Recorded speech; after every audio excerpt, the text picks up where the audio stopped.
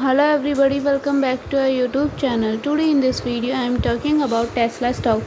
In this video we talk about stock. In this video we talk about stock pros and cons and technical analysis and latest news about it.